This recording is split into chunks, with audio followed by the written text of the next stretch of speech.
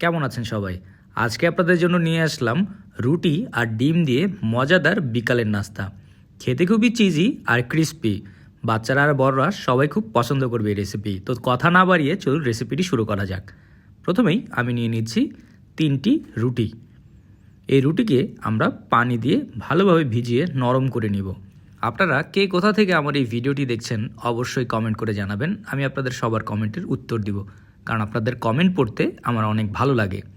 ভিজিয়ে দেওয়ার পরে আমরা রুটিগুলোকে চেপে চেপে পানিগুলো বের করে নিয়ে আসব।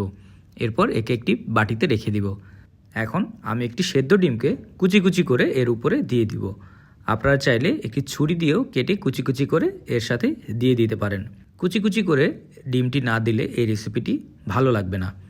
তো হয়ে গেলে আমরা এখন দিয়ে দিব কুচি করে কাটা পেঁয়াজ, তার সাথে দিয়ে দিব কাঁচামরিচ, এরপর দিয়ে দিব ধনিয়া পাতা, এরপর দিয়ে দিব রসুনের গুঁড়া, আদার গুঁড়া, চাট মশলা, এরপর দিয়ে দিব জিরা, তারপর দিয়ে দিব গোলমরিচের গুঁড়া, এরপর সামান্য লবণ, কর্নফ্লাওয়ার।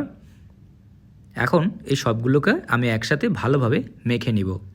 খেয়াল রাখবেন যাতে কোনো অংশ বাদ পড়ে না যায়।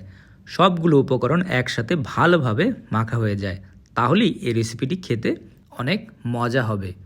আপনারা এই রেসিপিটি বিকালে চায়ের সাথে কিংবা বাচ্চাদের টিফিনেও দিতে পারেন। বাচ্চারা এই রেসিপিটি অনেক পছন্দ করবে। আমার মাখা হয়ে গেছে।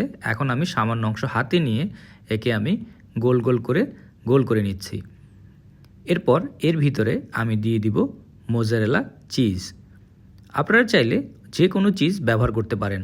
আমি মোজারেলা চিজ ব্যবহার করেছি। এরপরে আমি আবারও এটিকে হাতে গোল গোল করে একটি বলের মতো বানিয়ে নিচ্ছি। এখন আমরা এর গায়ে লাগিয়ে নিব ব্রেড ক্রাম্বস। আপনারা অনেকে প্রশ্ন করেন ব্রেড ক্রাম্বস কি? ব্রেড ক্রাম্বস হচ্ছে রুটির গুঁড়ো। আর আমার এই অরেঞ্জ কালারের ব্রেড ক্রাম্বসটি হচ্ছে এখানে সামান্য রং ব্যবহার করা হয়েছে। ব্রেড ক্রাম্বস ভালোভাবে এর গায়ে লাগানো হয়ে গেছে। এখন আমি হাতে একটু চেপে চেপে ভালোভাবে এর গায়ে বসিয়ে নিচ্ছি। এরপর আমি একে মিডিয়াম গরম তেলের ভিতর ছেড়ে দিব। অবশ্যই মিডিয়াম গরম তেল ব্যবহার করবেন। অনেক বেশি গরম তেলে ছেড়ে দিলে সাথে সাথে পুড়ে যেতে পারে। তো আমরা সবগুলোকে তেলের ভিতর ছেড়ে দিচ্ছি। এখন আমরা কিছুক্ষণ এক পাশ ভেজে নিব। এক পাশ কিছুক্ষণ ভাজা হয়ে গেলে আমরা একটি চামচের সাহায্যে সবগুলোকে উল্টে দিব।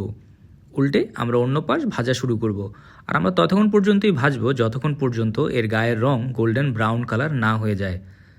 দেখতে পাচ্ছেন এদের গায়ের রং গোল্ডেন ব্রাউন কালার হয়ে গেছে। এখন আমি এগুলোকে তুলে ফেলবো।